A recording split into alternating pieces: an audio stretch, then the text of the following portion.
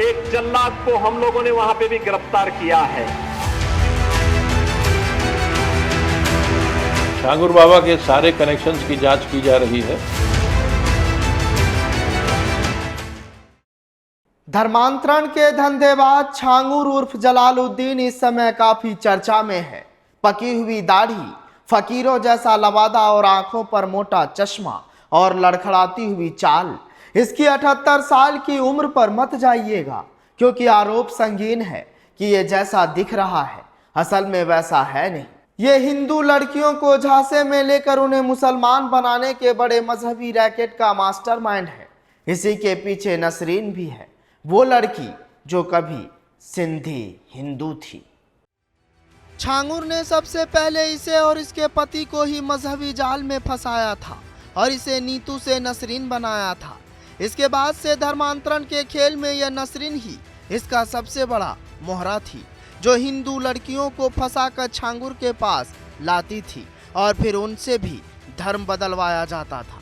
अब छांगुर बाबा की धर्मांतरण की रेट लिस्ट भी सामने आई है। इतना ही नहीं, छांगुर ने हिंदू लड़कियों को भी ब्राह्मण, क्षत्रिय, ओबीसी, एससी, एसटी के हिसाब से टारगेट सेट करके उनके धर्मांतरण की रेट लिस्ट बनाई हुई थी।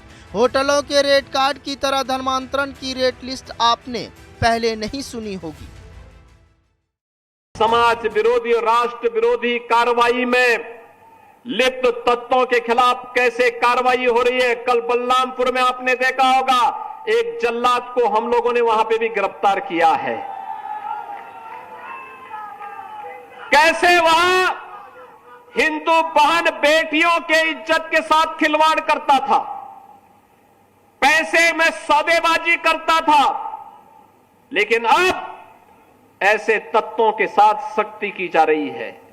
हम समाज को भी टूटने नहीं देंगे। जलालुद्दीन उर्फ छांगुर के नेटवर्क ने इसमें ब्राह्मण लड़कियों को इस्लाम कबूल करने के लिए 15 से 16 लाख रुपए रेट फिक्स कर रखा था। धर्मांतरण का यही 15 से 16 लाख रुपए का रेट उसने क्षत्रिय राजपूत लड़कियों को मुसलमान बनाने के लिए तय किया हुआ था। वही पिछड़ी जाति यानी ओबीसी वर्ग की हिंदू लड़की को कोई इस्लाम में कन्वर्ट कराता है तो उसके लिए 10 से 12 लाख रुपए का रेट फिक्स किया था। अन्य हिंदू जातियों यानी एससी एसटी वर्ग की लड़कियों का कोई धर्मांतरण करवाता है तो उसके लिए रेट लिस्ट में कीमत 8 से 10 लाख रुपए रखी गई थी। ये अपने आप में हैरान करने वाला है कि धर्मांतरण का भी रेट कार्ड बनाया गया हो। ये रेट लिस्ट भी सवाल पैदा करती है कि हिंदू धर्मांतरण के लिए छांगुर को ऐसी कितनी विदेशी फंडिंग मिल रही थी। क्या इसी फंडिंग की बदौलत उसने दरगाह के पास ही हिंदू धर्मांतरण का करोड़ों का अवैध हेडक्वार्टर खड़ा किया था। मुंबई की हाजी अली दरगाह पर अंगूठियां बेचने वाले जलालुद्दीन कब हिंदू धर्मांतरण की साजिश शुरू की, कैसे करोड़ों का असामी बना, ये गुत्थी ईडी भी सुलझा रहा है। लेकिन कहानी के उस पार धर्मांतरण की पूरी कहानी तफसील से। एसटीएफ ने अपने जांच में काफ़ी साक्ष्य संकलित किए थे और जहां जहां उन साक्ष्यों के बारे में पुख्ता तथ्य इकट्ठा कर लिए गए हैं, जिन मुलजिमों के विरुद्ध पुख्ता तथ्य प्राप्त हो गए हैं, उन सब की गिरफ्तारी कर ली गई है। आगे की कार्रवाई जारी रहेगी। सर, एक मोहम्मद अहमद का नाम है जो पूना में बैठा हुआ है। यहाँ कुछ लोग उसको राइट हैंड भी बताते हैं, लेकिन अब उसका बयान आ रहा है, वो खुद अपने आप को पीड़ित बता रहा है और ये बता रहा है कि छांगुर बाबा का मुख्तार अंसारी से भी कनेक्शन है। छांगुर बाबा के सारे कनेक्शंस की जांच की जा रही है।